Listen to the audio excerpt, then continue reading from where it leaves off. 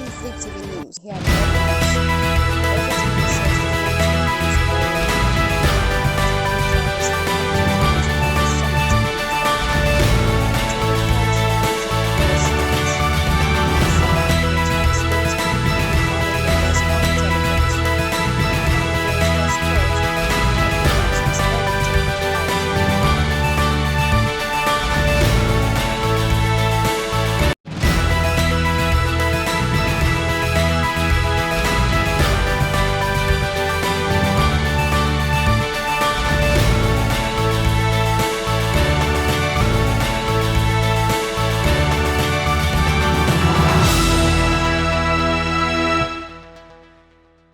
Now the news in details. The Minister of Finance and Coordinating Minister of the Economy, Mr. Wale Edun, and his counterpart in the Ministry of Budget and Economic Planning, Senator Abubakar Atiku Bagudu, on Wednesday, defended the borrowing plan of the President Bola Ahmed Tinubu administration as proposed in the 2024 Appropriation Bill. The ministers, who spoke with journalists in Abuja shortly after the budget presentation to a joint session of the National Assembly by Tinubu, said the arrangement was the best way to go. Their submissions were also supported by some opposition federal lawmakers who described the budget as a solution to the country's current economic challenges. Your Excellency, the budget has been tagged a budget of renewed hope. How much of that would Nigerians be seeing? How would this be different from other budgets we've had in the past? Well, I think the big difference is that this is one that is a more stable one. The budget deficit is down. As a percentage of GDP from over 6% to just over 3%. That's a sign of less dependence on borrowing. That's a sign of more emphasis on generating resources. And that adds greater stability because it brings down the debt service, the cost, the amount of the government's revenue that is spent on debt. So I think definitely when you look at the budget, it is one that is in line with the president's commitment to stabilize the economy, and from there depend on investment, private sector partnerships. He talked about privatization, he talked about private-public partnerships, and that is the way to grow sustainably. Your Excellency, I know you appeared before the Senate Committee on Finance. You had raised alarm that the country cannot continue to depend on borrowing. But this time around, we're seeing a borrowing plan of about 7 trillion naira. And just yesterday, the Senate also got a communique from the executive on another borrowing. Yes. Well, what I would say is that you cannot get there all in one day. And there is no doubt, whether you're a private company or you're a government, there is benefit from adding to your own resources by borrowing efficiently and sensibly and sustainably. So what you need to look at is that borrowing is down, the deficit is down.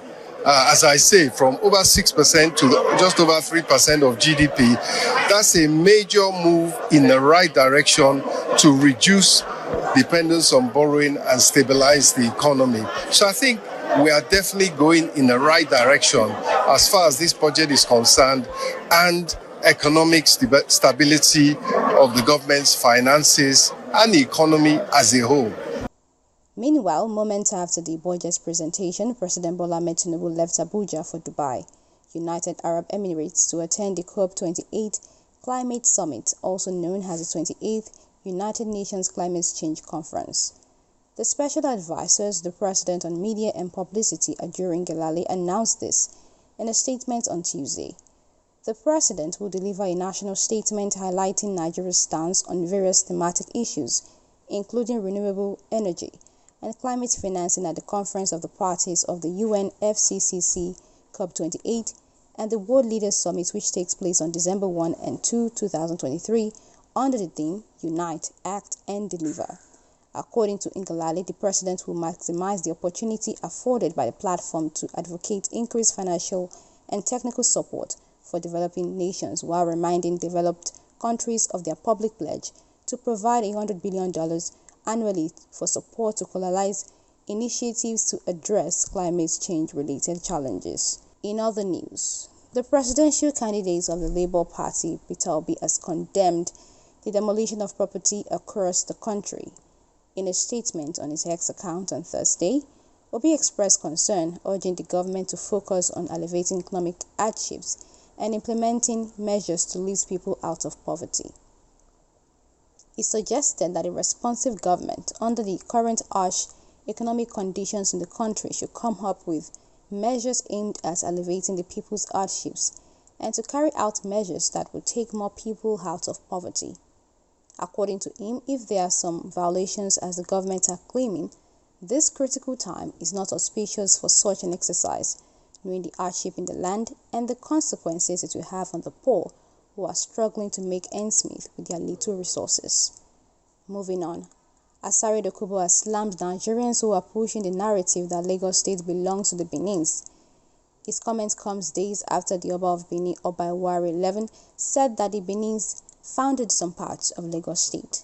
The monarch's comments sparked a debate, with people agreeing and some also countering the monarch's assertion. Some people in their submissions insisted that the Benins own Lagos State. In a video circulating online, Asari Dokubo asked which of the Obas of Benin owned Lagos.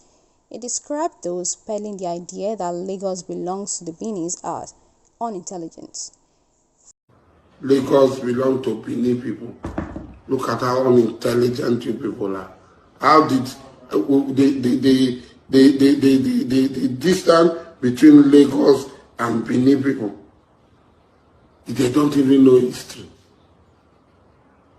How Lagos was founded by Benin people. Look at how stupid you are. Those are useless argument to me is useless argument. Dawome attacked Lagos. Dawome attacked Abeokuta. Dawome is in Benin Republic.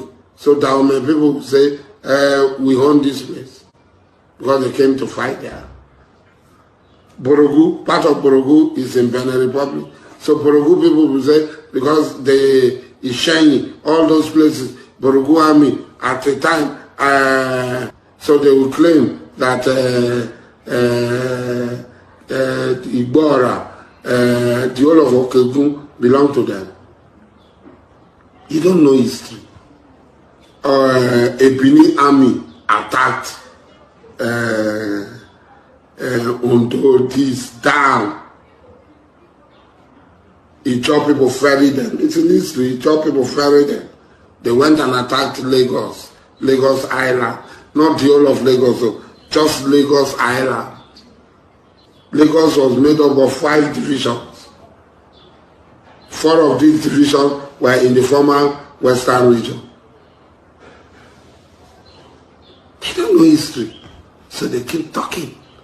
Lagos belong to Benin. Which Benin? Which Oba of Benin that Lagos belong to? Which Oba of Benin? You see idiots. So they flew from there to found Lagos. They carried the land of Lagos from Benin and took it and put it in among the amidst the Yoruba people in Lagos. They carried, as they were coming, the Oba of Benin carried historical parasitism. Most of these things are parasitic history. It did not even happen. People have heard that there was one Oba of Lagos and they start showing narratives around that Oba of Benin. There was one Oba in Benin. But the question I'm asking, the Oba of Benin and the Benin people now package the land of Lagos. They packaged the land of Lagos from Benin and came and, laid it down amidst the Yorubas. And the Gun people. They came and laid it that Lagos belonged to nobody, Lagos belonged to Benin. Something is wrong with you people.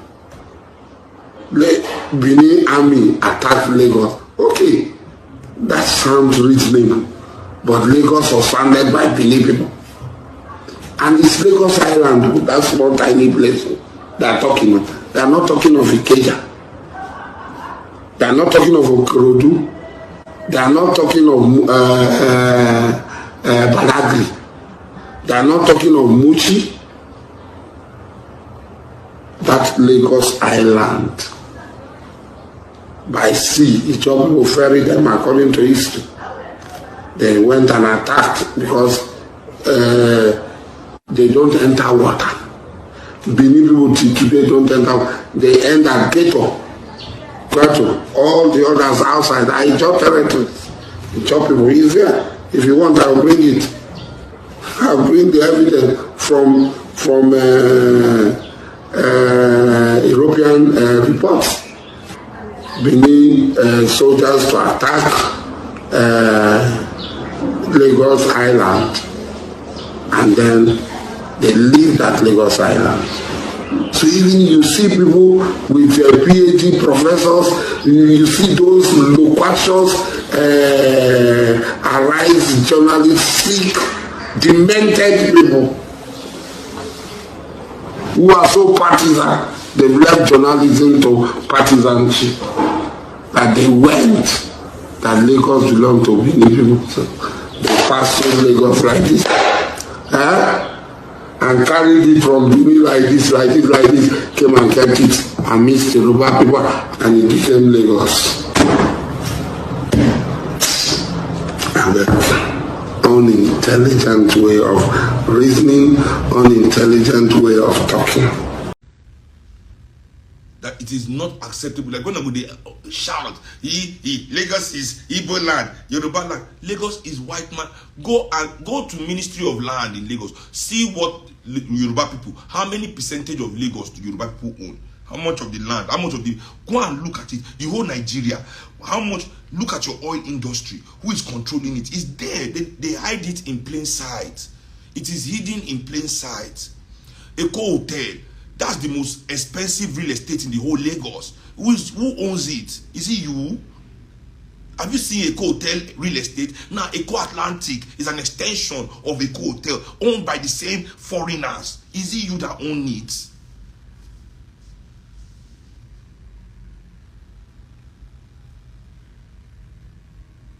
You don't own anything in your country. Look at your the phones you use. MTN is South Africa. I wouldn't be happy if it was white South Africa, black South Africa, but MTN is still white South Africa. It's still the Europeans that's dominating our brothers in South Africa that own it, bring their money that they've stolen from our own brothers there to come and steal our own money again in Nigeria. Airtel, is it from your country? Nine mobile. Now basically we take and pay now. We 80 sellers, give us dirty slap, carry all our money wrong. Go to your oil business. The upstream where the money of the oil business is. How many of your countrymen operate in the upstream sector? How many of them compete with Shell and Chevron and Mobil and Texaco and Elf and all these huge European companies and BP, all draining Nigeria's oil? All your farming in Nigeria, go and look at it. Who do you think they are farming for? They are farming to export. They are all subsidiaries of European companies. Go to your banks, the banks in Nigeria, all these big banks, this Jimovia, all this. Go and look at the shareholders of their bank. How many percentage of those banks do they own? Go and look at it. I know for a fact that Carlyle Group is the majority shareholder in Access Bank. It came out when Access Bank acquired Diamond Bank that the Carlyle Group was angry, and they wrote a letter exposing that they were the majority shareholders. That how dare this company, how can they do the merger without taking permission from them first? Basically, that was what the letter was about. That why would they do the merger without their permission first? Imagine these Oyibos coming to tell us that we shouldn't rescue ourselves financially. Anyway, that's another story entirely.